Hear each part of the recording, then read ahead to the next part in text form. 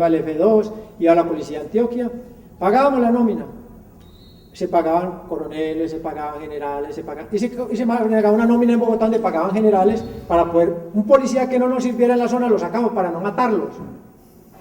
Bueno, íbamos muy bien, inclusive nosotros les entregamos a Carlos Leder, porque ellos nos decían, bueno, Popeye, nos están llamando de Bogotá que ni un capo, nadie detenido. Entonces nosotros cuando Leder comete un error y le mata un hombre al patrón en la hacienda Nápoles en una fiesta, entonces el patrón inteligentemente dice, no, pues ya este man hay que matarlo y entreguémoslo. Entonces nosotros vamos y nosotros lo llamamos a Caleta y por la mañana le echamos a la policía, a las 8 de la mañana iba rumbo a Miami en un avión de la DEA. ¿Y a quién mató? Mató a Rollo, un sicario del patrón, y el patrón por los sicarios se hacía matar. Él prefería un sicario a un narcotraficante, porque era la materia prima, la gente buena, y Rollo era un buen sicario. ¿Y qué fue lo que pasó esa noche? Esa noche había una fiesta y el patrón consiguió unas prostitutas porque teníamos cuadrada la zona y nos íbamos a divertir un rato porque la guerra había cogido una dinámica muy fuerte. A Leder le gustaba mucho tirar perico y joder con eso y tal, y entonces le presentamos una prostituta muy bonita. Y entonces ya le decía pegados pericazos, entonces uno se arrimaba y le decía, mire Pope, le presento a mi esposa, mucho gusto señora, qué alegría conocerla, la señora Leder, y listo, tal, porque uno con Leder no le podía mamar gallo, porque Leder estaba loco. Porque él vino de la selva de los llanos del Yarí con paralismo cerebral y le añadía marihuana y perico para ayudarle. Bueno, Leder cargaba un revólver de los que no crecen más así, un Man 44 y un FAL y cruzaba de cananas y olía a muerto que ya ni se bañaba. Bueno, él estaba en su decadencia. Entonces, bueno, la cosa, y entonces estaba Rollo, y Rollo era pintoso y joven. Y a Rollo le gustaba el perico, lo que a nosotros no nos gustaba, porque por respeto al patrón. Entonces, la pelada de Rollo, la supuesta esposa de Leder empieza a coquetear con Rollo. Y Rollo le decía a Orejitas, otro sicario a nosotros, el patrón, le decía, vaya, pídale perico. Entonces, la pelada le coqueteaba a Rollo y Rollo al paquete de perico. Y él se iba y le traía un pase, y coquetease y ríese, y Leder se montó en una película. A las 2 de la mañana Leder se fue a dormir en una de las piezas de la hacienda Nápoles. A las 2:30 de la mañana Rollo le dice a Orejita, anda, tóquela a la pelada que me regale un pasecito. Oreja va y toca, ya borrachos, sin ningún respeto por un capo de esos. Leder, abrí, que tal, que la mona, ¿sí me entienden? Leder abrió y tiró la bolsa de perico y cerró la puerta duro. Tiró toda la bolsa de perico. Listo, hasta ahí llegó la cosa, no pasó nada, Rollo se tiró todo su perico. Por la mañana levantó Leder a las 6:30 de la mañana. Fue y preguntó por Rollo, llevaba el FAL en la mano. En ese momento Rollo se estaba bañando, porque no durmió, entonces se pegó una ducha lo cogió con los pantalones acá y le pegó el primer balazo aquí y le sacó el hombro aquí así completico con el FAL, que ese es 7.62, y el otro lo pegó aquí en la cabeza que se le abrió en dos. A nosotros nos tocó encintarle la cabeza para poderlo sacar, para botarlo fuera de la hacienda, para que le hicieran el levantamiento, para poderlo llevar yo a Medellín y entregarlo a la familia. Entonces al patrón eso no le gustó. Entonces cuando nosotros le caímos a Leder porque dimos un tiro, él dijo, avísele al general que el coronel mató a un soldado que le había faltado el respeto. Entonces le dijimos a Leder, no se preocupe que ese muchacho no importa al patrón, el patrón ya lo iba a matar. Entonces Leder pidió una cuatrimotor, tenía el Magnum y el FAL aquí, tenía las chapuzas sueltas, listo para pelear. Entonces el patrón empezó a pensar, y estaba Jorge Luis Ochoa Vázquez ese día también. Y entonces hay conceptuaron entre Jorge Luis y el patrón entregarlo a las autoridades. ¿Y lo entregaron? Sí, porque él dijo que él pidió que quería ir un tiempo, entonces el patrón dijo, yo te presto una caletica que tengo en el oriente antioqueño. Y el Chopo fue, lo llevó y nosotros lo llevamos y al otro día lo entregamos. Uno de los primeros golpes de opinión que dio Pablo Escobar se produjo el 25 de enero de 1988, cuando un comando armado del cartel de Medellín secuestró en pleno centro de Bogotá al entonces candidato a la alcaldía Andrés Pastrana Arango. La acción, bastante atrevida para la época, fue organizada y ejecutada por el propio Popeye. Yo empiezo a hacerle seguimiento desde que él era periodista. Yo lo vi salir varias veces del noticiero, le hicimos un seguimiento, yo hice todo el seguimiento a él, hice muy bien, toda la inteligencia se la organicé muy bien, se la entregué al patrón. Y el patrón está esperando el momento preciso para ejecutar el secuestro. Cuando ya se da el que se va a lanzar a la alcaldía de Bogotá, entonces el patrón me dice, hay que volver a hacer la inteligencia. Entonces yo voy a la sede de la alcaldía, que inclusive es muy complicado trabajar ahí porque ahí cerquita queda el Consejo de Bogotá y hay mucha gente del DAS. Y cuando un bandido de Antioquia llega a Bogotá llega muy nervioso, menos yo.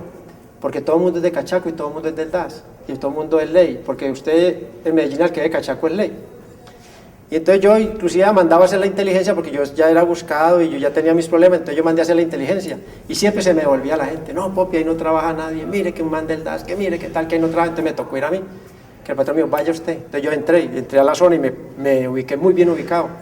Hice un trabajo largo, inclusive pues hice varios seguimientos cuando él salía a los barrios y pensaba interceptarlo en un barrio, pero había mucho muerto, por lo que quitárselo a la policía era complicado porque cuando él salía muy escoltado. Yo llego y entonces veo que muchas personas llegan ahí, al parqueaderito ahí que está afuera ahí, y yo también puedo llegar. Entonces yo llego, traigo gente de Medellín, los visto muy bien vestidos, traigo armamento con salvoconducto, armas, le coloco a un carro afiches de la campaña de Andrés Pastrana, y entro y me siento en la sede, le pido a la secretaria que quiero hablar con el doctor Andrés Pastrana. Yo dije que yo era un antioqueño, que teníamos ganas de aportarle a la campaña, porque éramos varios antioqueños de la comunidad antioqueña en Bogotá, que queríamos hacer la campaña y para hablar muchos temas de Antioquia en Bogotá. A mí me prepararon. Yo llego ahí con 3 horas de anticipación y me siento en una silla y empiezo a ver el movimiento de las escoltas de Andrés Pastrana. Es totalmente tontos, bobos. Dejan las ametralladoras ahí, van al baño, no le colocan cuidado a nadie, no le colocan cuidado a nadie, entonces yo miro eso y yo lo capitalizo. Entonces yo veo que yo puedo entrar. Después yo subo a la oficina del doctor Andrés Pastrana, que en el segundo piso, unas escaleritas, ahí está la secretaria, me recibe, yo hablo con el doctor Andrés Pastrana, le propongo y me dice que traiga una cosa más concreta y salgo. Y me dan una cita para un día a las 5 y pico de la tarde. Ahí es cuando yo ya llego con todo el grupo de bandidos que lo vamos a interceptar. Llegamos ya en un carro, tenemos otro carro a la vuelta de la sede para cambiar de carro. Yo llego en un Mazda 626 verde, L, y a la vuelta de la sede tengo un Renault 1821 café. Llegamos ahí, yo llego con la gente y entro, yo solo, y dejo afuera a la gente, y hay un policía que está cuidando ahí, entonces el policía me dice, doctor, bien pueda seguir. Yo entro, muy bien vestido, entro, me siento, cuando me dan la cita, cuando entro a la cita, la secretaria me dice, bien pueda pase, doctor. Entro, cuando ya entro a la oficina, está hablando por teléfono el doctor Andrés Pastrana. Yo no pierdo tiempo porque estábamos cronometrados. En el momento que a mí me dieran la cita, ellos tenían 1 minuto para entrar, coger el policía a la puerta y entrarlo, y tomarlo los escoltas, pero sin cogerlos, sino encañonarlos. Y yo bajaba con Andrés Pastrana. Entonces yo cojo a Andrés Pastrana y él no me cree, porque llevo una pistola muy alemana, muy sofisticada, y yo llevo una minibus aquí atrás. Entonces yo guardo la pistola y cojo la minibus y lo golpeo con la minibus, y él ve la minibus y la reconoce. Yo saco a Andrés y todas las avenidas de Bogotá las paran, las avenidas principales, yo voy por vías pequeñas, yo ya había previsto eso. Lo llevo a Sopó-Cundinamarca, pasamos muy bien un retén del ejército que mantienen ahí al frente de la casa de los presidentes, ahí lo pasamos muy bien, ese era el único donde teníamos que guapiar ahí. Andrés va en la maleta del carro, yo lo voy tranquilizando porque la silla aquí se corre un poquito y yo le iba hablando ahí, lo voy tranquilizando, él iba tranquilo, de ahí lo llevo y lo meto a Sopó-Cundinamarca, en Sopó saco el carro y me quedo yo solo con él. Entonces yo le hago entender a Andrés de que somos un grupo, que se le mide que espere que ya viene bajando el comandante, que ya viene bajando, y Andrés se me empieza a desesperar. Yo le quito las esposas, le doy tinto. Llegó la noche, entonces le digo, no, mire, acabo de recibir una información de que el comandante tuvo un problema, un encuentro con las autoridades, llega en la mañana. En la mañana ya el helicóptero hizo la aproximación y él sintió el helicóptero y él se da cuenta que el M-19 pues no tiene aeronaves. Inmediatamente se me para y me dice, le exijo que me diga quién es usted. Entonces yo también me le paro y saco la ametralladora y le digo, yo soy John Jairo Velázquez alias Popeye, de jefe de un comando del grupo Los Extraditarios, usted está retenido por los extraditarios. Inmediatamente Andrés Pastrana se despojó y quedó sentado. Andrés Pastrana Arango, entonces candidato a la alcaldía de Bogotá, fue secuestrado y llevado hasta un pueblo cercano de la capital para ser luego trasladado en helicóptero hasta una finca de Pablo Escobar en Antioquia. El helicóptero era de la flotilla de Jorge Luis Ochoa Vázquez. El helicóptero era legal y entonces él se tranquiliza un poco, entonces yo lo llevo a la mano y él me va dando consejos a mí. Me dice, monito, Popeye, si nos interceptan las autoridades, déjeme, yo hablo, y no, tranquilo, usted quédese callado que yo soy el que manejo la operación. Llegó tarde el helicóptero. Y ahí lo llevé a la ciudad de Medellín, entramos bien, antes del helicóptero, antes de reportar la torre de control, aterrizó una finquita donde teníamos manejo nosotros, ya estaba acordonada por la gente de los extraditables, y ahí nos bajamos rápidamente, el helicóptero siguió hacia el José María Córdoba. ¿Y ahí qué pasó? ¿A dónde lo llevaron? No, ahí ya lo entregamos a otra gente que se encargaba de cuidarlo, ahí lo llevaron al retiro, a una caleta del patrón, sino que hay una persona que empezó a cometer un error en carros lujosos y todo. Entonces, y el tipo empezó a llegar al pueblo a tomar trago y todo, y con una chequera y hacer ostentación en el pueblo del retiro, y ahí no es muy normal que llegara un tipo. Entonces el alcalde del pueblo pensó que había un laboratorio de droga ahí, entonces, y empezó a hablar con la policía, y un policía le pareció raro, y de todas formas le hicieron un seguimiento. Y ese día llegó el alcalde con 6 policías del pueblo y encontraron a Andrés Pastrana. Entonces, ¿El patrón se vio con Pastrana? Sí, claro. ¿Cómo fue ese momento? Él se descubrió, porque ese día iba con el cuñado de él, con Mario Henao. Entonces Mario Henao iba encapuchado, Pablo y Mario Henao, y nosotros estábamos encapuchados, y Mario Henao le dijo a Pablo al patrón, mira Pablo, tal cosa, entonces le tocó quitar la capucha. Cuando Andrés lo vio y se paró, le dijo, Pablo, no me vas a matar. Le dijo, no. ¿Sí me entiende? La idea no es eso, necesitamos que nos colaboren la extradición, le explicó todo, y se pusieron discernimientos políticos ahí. Cuando yo secuestré a Andrés Pastrana, el doctor Alberto Santofimio Botero fue a decirle a Pablo Escobar que ejecutara a Andrés Pastrana. Me felicitó a mí ahí de abrazo, porque de una llegó y le dijo a Pablo Escobar, le dijo, Pablo, ¿dónde está el héroe que secuestró a este tipo? Y entonces mi ahí lo tiene al lado, el que lo recogió allá en el parque del Poblado. Me abrazó, me felicitó el doctor Alberto Santofimio Botero, y le dijo, Pablo, ¿no vas a dejar que Andrés Pastrana te lo rescaten o lo vas a liberar porque es seguro presidente de Colombia? Cuando el doctor Santofimio le dice a Pablo que mate a Pastrana, ¿qué dijo Pablo? No, el patrón se rehusó totalmente, le dijo que no, que le iban a dar un manejo político. ¿Que cuál era el manejo político? Que valía más vivo que muerto. Cuando Pablo le dice a Santofimio que lo de Pastrana le den un manejo político, ¿qué dijo Santofimio? No le gustó nada. Él quería influir en él para ejecutar a Andrés Pastrana. Lo que pasa es que yo una vez dije una frase que a nadie le gustó, porque si realmente yo conozco, yo desde mi punto de delincuente, porque soy un delincuente, una persona que le hice mucho daño al país, pues mis comentarios no tienen por qué ser tenidos en cuenta, porque yo realmente pues hago parte de la basura de la sociedad. Pero el doctor Alberto Santofimio Botero quería llegar a la presidencia de la República sobre una escalera de ataúdes. ¿Cómo se enteraron que se les había volado? ¿Cómo se enteraron de eso? Se oyó por las noticias. Pablo Escobar siempre manejaba las cosas por las noticias. Inclusive nosotros, cuando nos hacían operativos tan envolventes en el Magdalena Medio, que nos echan 6, 7 mil policías, militares, DEA, todo, Pablo se salía de la forma más sencilla.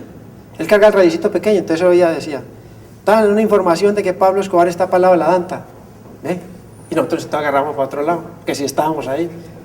Realmente el patrón se movía era realmente con la radio, y un radiocito pequeño, no era una cosa del otro mundo de $1.000 millones, no una cosita pequeña. ¿Y qué dijo él cuando se enteró que se había volado Andrés Pastrana? No, cuando él entró en pánico, inmediatamente se puso alerta. Él era de avance, no echarse a llorar de enterrar la cabeza como la avestruz, no, inmediatamente el objetivo de él era ejecutar al procurador Carlos Mauro Hoyos. Ese era el objetivo. Cuando ya muere Carlos Mauro, que nosotros lo llevamos y lo ejecutamos, y el patrón mío, pues dígale por qué se va a morir. Nosotros le dijimos, bueno, doctor, lo vamos a sacar, tal cual, lo han bien amarrado, porque él iba cogiendo que iba herido de un pie, pero no estaba cogido el hueso, sino la carne nomás. Lo vamos a ejecutar por el delito de traición a la patria. Entonces el procurador dijo, bueno, ¿a quién diablos traicioné yo? Se traicionó usted, traicionó a la República de Colombia por la extradición, pero le hicimos una retaíla que nos dijo Pablo de los extraditables, y ahí lo ejecutamos. Y realmente hubo un triunfalismo grandísimo con el rescate de Andrés, eso pegó durísimo a nivel mundial, pero cuando inmediatamente nosotros ejecutamos a Carlos Mauro, y yo salgo de ahí, voy y le digo al patrón, yo voy al bizcocho, una caleta donde él estaba, le informo y él me dice que informe a los medios de comunicación, y yo informo dónde está el cadáver, y cuando encuentran el cadáver, el triunfalismo baja. 1989 fue un año trágico para Colombia. Ya Escobar estaba afianzado con todo su poder y no le temblaba la mano para acabar con la vida de todo aquel que se interpusiera en su camino. Uno de ellos fue el comandante de la policía de Antioquia, el coronel Valdemar Franklin Quintero. La policía era corrupta en la ciudad y llega el coronel Valdemar Franklin Quintero, siendo coronel y ya era comandante de la policía antigua. La policía entró en pánico, fuimos a moverlo por Bogotá, no se pudo. Y él empezó a echar gente así, y saque para acá y mueva para acá, y saque para acá y mueva para allá. Y empezó muy duro. Y todo el mundo dijo, no hermano, nosotros con ese man, no. Y empezó la policía a echarnos para atrás toda. Y de una cosa que el destino marca muy fuerte. El coronel Valdemar Franklin Quintero da la orden de detener la mujer de Pablo, la niña y el niño. Y detienen la niña y el niño. Detienen la niña y la señora. La niña era de este tamaño, Manuela, era así, vea. El coronel llama de Bogotá a unos generales, de la línea dura de él, y le decían a la niña, trae unos carritos, le decían, ¿su papá anda en este carrito o en este carrito de llantas bajitas? Donde esté su papá hace calor o hace frío, la niña llore. Un policía que fue el que nos contó, la niña la separó a las dos, una en un calabozo, doña Tata en un calabozo y Manuela en otro. El policía hoy se consiguió una naranja y un chupo de esos que venden por ahí para darle a la niña. El policía lo echaron por eso. El patrón llamó a la policía de Antioquia. Le dijo, habla Pablo Escobar Gaviria, me soltá mi familia, te empiezo a matar policía y te acabo todo eso. El tipo no se doblegó, era un tipo guapo. Entonces el patrón da la orden de matar al coronel Valdemar Franklin Quintero porque era incorruptible. Un hombre inteligente y sabía manejar su policía, y era muy duro con la policía. Se extractaron de llegarle con billete. No, es que no había por dónde llegarle, porque para yo llegarle al comandante de la policía de Antioquia tengo que buscar un oficial de menor rango. Pero Dina nos dijo, eso ni hable eso, Popeyito, eso ni lo hable, que ahí no hay forma de nada. Ellos saben que de carrera un oficial totalmente honesto, 100%, no 99, no 100. El patrón da la orden, ya nosotros sabíamos hacer los carros bombas, de que le pusieran un carro bomba al coronel Valdemar Franklin Quintero.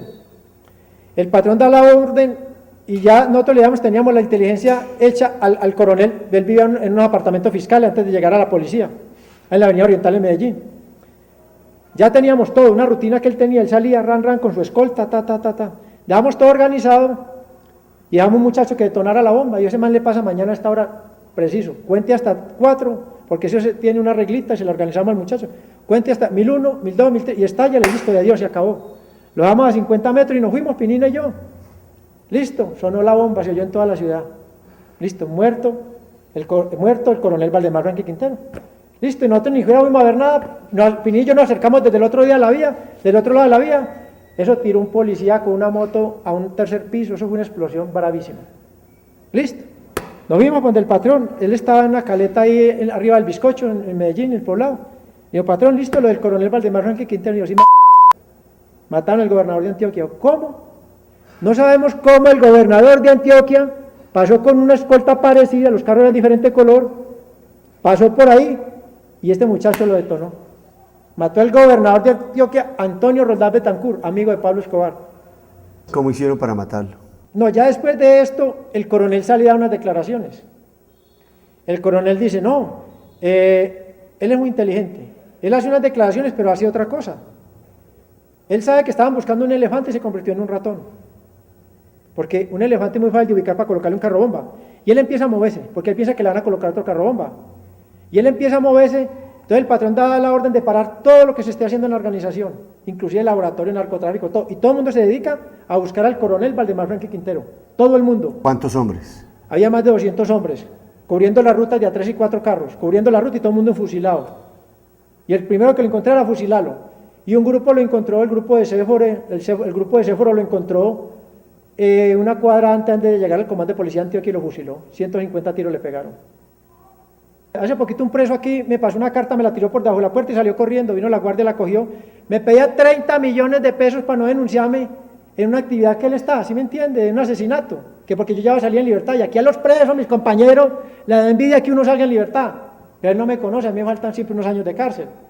Yo llamé y aquí una persona me vino, un abogado, y me dijo, Popello, ¿cómo vamos a llamar al Gaulo? Usted no es que usted mató 540 policías con Pablo Escobar y el segundo aquí de la policía se llama Quintero, hijo del coronel Valdemar Franklin Quintero. Él y yo nos vamos a ensayar a ver cómo es. Vamos a denunciar al Gaula. Una extorsión con una carta y que para entregar la plata 30 millones en 3 días. Pues sí, señor, aquí vino el Gaula. Vino el señor teniente Linares, un sargento y un patrullero del Gaula. Me atendieron como un ciudadano común y corriente y la investigación va bien adelantada. Y mire lo que usted me acaba de decir, para mí es un gran día, ¿sí me entiende? Yo tengo gran respeto por ese coronel, porque más de uno me ha dicho, bueno, Popello, donde venga ese coronel aquí, ¿usted qué hace? Le digo, ¿qué hago? Yo soy respetuoso. Si me toca mirarlo a los ojos, lo miro. Estamos en una guerra que a nosotros nos pusieron una venda en los ojos que llamaba Pablo Escobar. Y el que fuera contra mi patrón era mi enemigo. Hoy me doy cuenta que mire el daño que hicimos. Pues yo ya no puedo hacer nada. Si me pongo a llorar no sirve, si pido perdón no sirve. ¿Cómo puedo yo resarcir el daño que he hecho? En parte, Porque es que los problemas míos son 3.500 muertos que están enterrados. Y yo no puedo hacer vidas. Entonces, ¿qué puedo hacer yo? Ayudar a esclarecer esto. El 18 de agosto de 1989, el país no solo perdería a uno de sus mejores policías, también vio cómo el cartel de Medellín cumpliría su promesa de matar al seguro presidente de Colombia, Luis Carlos Galán Sarmiento. Realmente, Pablo Escobar, para matar a Luis Carlos Galán, lo pensó mucho. Porque se da una persecución muy brava cuando la muerte del ministro de Justicia, Rodrigo Lara Bonilla. Pero Pablo Escobar ya viene en pie de guerra y realmente Pablo Escobar influye en su mente, que es un error que él siempre después lo dijo, influye en su mente otro político, porque empieza a acosarlo con una cosa un día, la otra, cuando ya Luis Carlos Galán enarbora las banderas en contra del narcotráfico y va directamente contra Pablo Emilio Escobar Gaviria y contra Gonzalo Rodríguez Gacha, ya se ve en las encuestas de que es muy fuerte. El doctor Alberto Santofimio informa, porque el patrón le pregunta, ¿qué se dice dentro del Congreso? Y el doctor Alberto Santofimio le dice, no hay duda, es presidente de la República de Colombia. Es donde el doctor Alberto Santofimio Botero dice una frase, que porque todo el mundo dice que el doctor no habla así, que no hay que, pues yo digo las cosas como son, porque soy testigo presencial. Digo, Pablo, no tiene nada que hacer Pablo, es él o tú, Pablo, mátalo. ¿Usted estaba ahí? Yo estaba ahí sentado ahí porque yo era hombre de confianza de Pablo Escobar 100%. Yo guardaba una esperanza que en el juicio el doctor Alberto Santofimio Botero se asustara y delatara a sus cómplices. Porque es que detrás de la muerte, lo que ha dicho los hijos del doctor Galán no es descabellado. Detrás de la muerte de Luis Carlos Galán hay muchos más políticos. ¿Cómo quiénes? Pues yo realmente sé de plano del doctor Alberto Santofimio Botero, pero hay una persona más grande que él. ¿Quién? No lo puedo decir porque no soy testigo presencial ni de oídas. ¿Fue presidente? Sí, claro. Yo sospecho por lo que oí ahí, por las razones que enviaban, ¿sí me entiendes? Pues nunca oí que mandaran enviaran razones sobre la muerte del doctor Luis Carlos Galán, del doctor Alfonso López Michels. Cuando Santofimio le dice en el Magdalena Medio, mátalo Pablo, ¿qué dice Pablo? Ese día el patrón se quedó callado, se paró de la silla, caminó, volvió y habló con Alberto Santofimio y le hacía unas preguntas, se quedaba callado y parado y él meditaba, que la mente de Pablo cuando empezaba a maquinar era peligrosa. Y caminaba, se quedó pensando, hasta que regresó y le dijo, no Alberto, no nos queda otra salida, yo lo voy a hacer. Y de ahí se definió la suerte del doctor Luis Carlos Galán. ¿Cómo planean ustedes la muerte de Luis Carlos Galán en Soacha?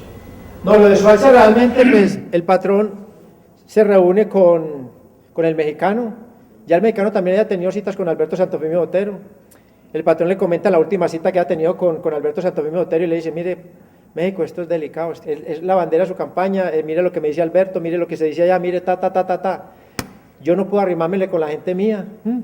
Y el mexicano le dice, yo tengo un hombre. ¿Quién era él? Jaime Eduardo Roa Rocha era un bandido del mexicano y de Henry Pérez. Era un pichón de paramilitar. Después de Jaime Eduardo, después muere ahí como paramilitar en Onda. Lo ejecuta el GOE de la Policía Nacional. Y entonces lo contratan a él. A él se contrata por 200 millones de pesos, pero él dice que es muy poquita plata. Entonces el mexicano le dice, no te pongas con eso, que yo te meto en una droguita ahí y yo te ayudo. Necesitamos hacer eso no es de plata, aquí es la causa. Hace eso, recibí 200 millones de pesos de los extraditarios que yo te organizo. Y ahí es donde arranca todo.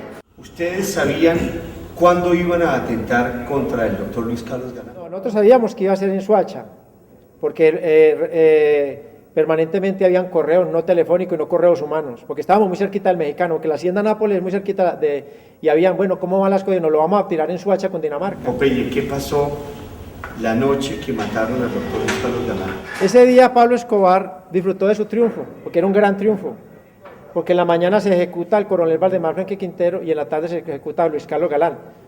Dos íconos de la justicia en Colombia, de la legalidad. Se doblega el Estado colombiano, se golpea a 40, en esa época éramos por ahí 40 millones de habitantes, se golpea a 40 millones de habitantes, porque no se golpea solamente a las familias y a esas dos, se golpea al país y la organización crece. Pablo Escobar pide, él cargaba unos marihuanitos, se los cargaba para en la maleta, mi papi, tráigame un baretico. Él no se agarraba más marihuana ni abrazarlo a uno, no. Pablo Escobar ni se ponía muy contento por un éxito, ni se colocaba muy triste por un fracaso. Era un hombre mediano. ¿Y esa noche qué hizo? Esa noche prendió un marihuano, pegó hospital y se tomó media cerveza Heineken que él tomaba. No tomó más nada, estuvo comentando, estuvo hablando. ¿Qué dijo? Nos preparamos para movernos porque sabía que venía el operativo, nos metimos más para dentro de la finca. ¿Cómo considera usted la muerte de Luis Carlos Galán? Pues realmente para la época, yo soy muy sincero en estas cosas porque realmente pues la sinceridad es la que me tiene aquí preso, no he podido salir por eso. Para la época yo estaba contento porque logramos el objetivo, yo veía por los ojos de Pablo Escobar, yo estaba detrás de una idea que era tumbar la extradición, yo estaba obnubilado por la figura de Pablo Escobar, el que fuera enemigo de Pablo Escobar era mi enemigo. Hoy en día que he visto la familia de Galán, que estuve en el juicio, que le vi la cara a los hijos de Galán, que le he visto la cara a la señora de Galán, realmente hoy en día yo veo que esto es ya siento pena de esto, me arrepiento. Bueno, en 1989 las bombas ya empezaban a explotar sin piedad, así que a los 15 días del asesinato de Luis Carlos Galán, el país amaneció con la explosión de un camión bomba en las instalaciones del periódico más antiguo del país, El Espectador. Eso lo manejó Pinina y una gente de Pinina, porque El Espectador empieza a atacar durísimo a Pablo Escobar y a favor de la extradición después de la muerte de don Guillermo Cano. Entonces el patrón empieza a quemar los periódicos de Medellín y el patrón empieza a atacar al Espectador con la pauta publicitaria. Todo el que se anunciara en El Espectador le colocaban una bomba, entonces lo llamaban, mire, somos de los, muy buenos días, somos de los extraditables, si usted se sigue anunciando en el periódico El Espectador, nosotros lo vamos a dinamitar. Entonces la gente, y entonces fue donde El Espectador se quebró. Porque esa es la mejor forma de atacar un periódico, atacarle la pauta publicitaria. ¿Y cómo fue la bomba? No, la bomba, pues realmente eso fue un estudio que hizo Pinina en Bogotá. Pinina, pues trajeron la dinamita desde Medellín, la movieron como para lo del DAS, unos electrodomésticos, se movió a una bodega en Bogotá, se trajo un camión, el camión se compró en Bogotá, la bomba se activó en una bomba de gasolina para que a ver si la dinamita explotaba la gasolina, se estaba haciendo experimento para que se potencializara la explosión, y fue de lejos, que realmente muy cerca no se podía, y fue en el parqueadero de la estación de gasolina, fue con mecha porque no se podía con control remoto porque la dinamita era mucho. Entonces el que dinamite ahí con control remoto, el que active el carro bomba, pues muere, la onda explosiva lo alcanza, y entonces se hizo con mecha. Le colocaron 3 mechas para tener 3 oportunidades, porque inclusive en Bogotá ¿Cómo era lo de la mecha? le colocan 3 mechas para prender las 3, porque muchas veces la mecha se quiebra en la mitad, entonces se interrumpe, porque el patrón pues en eso siempre le gusta ir a la fija, porque ya hemos tenido, nosotros aprendimos sobre los errores. En el barrio La Cabrera, el patrón le puso una bomba muy grande a Mazamar, que él vivía por ahí, ¿se acuerda que un camión que iba con papel higiénico o algo así? Y la gente, Cuco no le colocó sino una mecha y la mecha estaba mala. Prendieron el carro y se fueron, la mecha llegó y se interrumpió. Ahí fue donde se tomó la decisión de colocar 3 mechas. Y entonces en El Espectador colocan 3 mechas. Colocan 3 mechas, prende las 3 mechas, un señor don Germán, trabajador de Pinina, se baja del camión, se baja y acciona, y una moto lo saca y ahí acciona el camión bomba hacia la instalación del Espectador. En la estación de gasolina. En la estación de gasolina. En el año de 1989, el cartel de Medellín hirió de muerte al país, pues además de los asesinatos del coronel Valdemar Franklin Quintero y de Luis Carlos Galán, así como de la bomba del Espectador, el cartel de Medellín explotó un avión con 107 pasajeros en su intento por matar al entonces candidato a la presidencia, César Gaviria Trujillo. El patrón tiene la información de que César Gaviria va a volar en ese avión hacia la ciudad de Cali. Él la consigue con tiempo, él tiene cómo entrar la bomba, porque la bomba le ayuda a entrar Carlos Castaño, que Carlos Castaño trabaja con Pablo Escobar antes de voltearse. Carlos Castaño coopera para entrarla con gente del DAS, porque él trabaja con Alberto Romero, Carlos Castaño, que era el jefe de seguridad, jefe de inteligencia del DAS para la época, con Maza Márquez. Porque muchas cosas que yo soy justo, yo he atacado al general en muchas cosas, pero muchas cosas que hicieron en el DAS las manejó Alberto Romero y Maza Márquez no sabía. Porque el poder, Maza Márquez tenía las estrellas y la oficina monumental, y el pavo real, y el efectivo era Alberto Romero. Por ahí entró el arma para matar a José Antequera y para herir a Ernesto Samper. Por ahí entró el arma para matar a Bernardo Jaramillo Osa. Por ahí entró el arma para matar al del M-19, a Pizarro, al comandante Papito, el del que le acaba muy hermoso el sombrero. Entonces, compran el tiquete en el ala del avión, porque una bomba puede estallar en el aire y abrir un boquete y el avión no puede entrar otra vez a la pista. Pero si es en el ala no lo recuperan porque ahí va el combustible y se descompensa. Compran el tiquete, inclusive pues, lo compran con un nombre ahí ficticio, como Julio Mario, algo así. Compran el tiquete de un tipo y el tipo lo engañan, porque la bomba es con altímetro y lo montan con el maletín ahí, le dicen que lleve el maletín que lo lleve ahí, que es para unas conversaciones que salen del avión. ¿Cómo es la cosa? ¿Cómo logran pasar el maletín? Por intermedio del DAS en el aeropuerto, porque Carlos Castaño tenía el control del aeropuerto de Bogotá, el Dorado, tenía el control total. Y lo utilizaba para sus operaciones encubiertas, con Alberto Romero. Lo utilizaban ahí con sus operaciones encubiertas. Y esta es la primera vez que lo menciono yo en un medio de comunicación.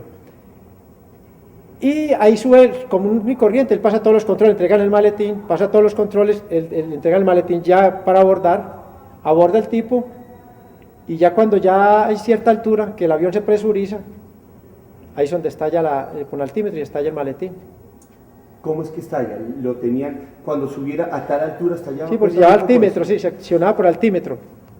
Porque tenía dos mecanismos, que Cuco después lo comentaba. Tenía uno en caso de que lo abrieran, se activaba también. Y tenía otro mecanismo de altímetro. Cuco era muy experto en eso. Que realmente eso tiene que ser un monstruo para él, tiene que ser un ingeniero electrónico. Dijo Pablo cuando... Nada, él sabía las consecuencias de la guerra. No, él le servía, porque todo era terrorismo.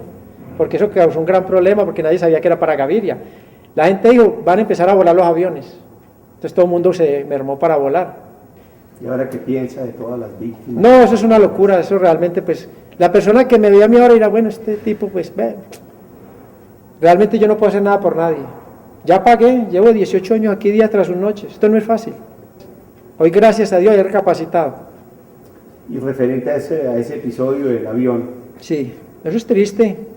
Es realmente, y eso es un problema que trae consecuencias. En estos momentos el arete está siendo buscado por eso. Y eso no precluye, porque es un delito internacional. Bueno, pero no todo serían éxitos para Pablo Escobar. El 15 de diciembre de 1989 cayó su gran socio y hermano en el crimen, Gonzalo Rodríguez Gacha, alias el Mexicano. Un gran golpe para Pablo Escobar.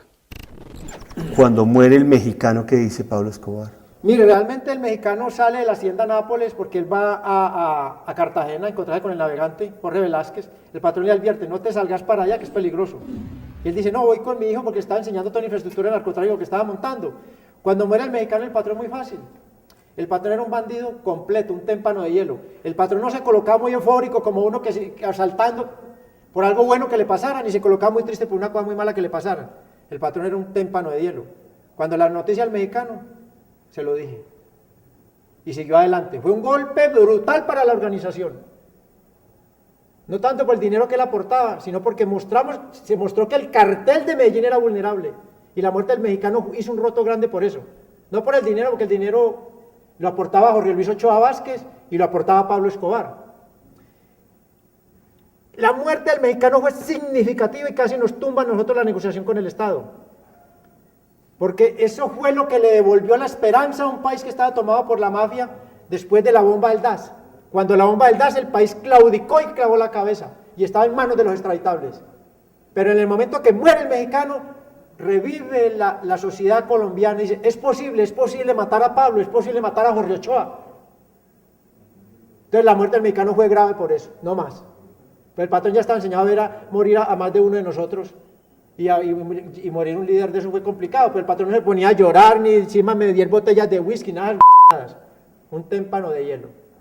Bueno, y de esta manera hemos llegado al final del segundo capítulo de las Confesiones de Popeye. Los esperamos en la próxima o las próximas porque vienen más capítulos. A todos ustedes, muchas gracias por su sintonía. Soy Rafael Poveda.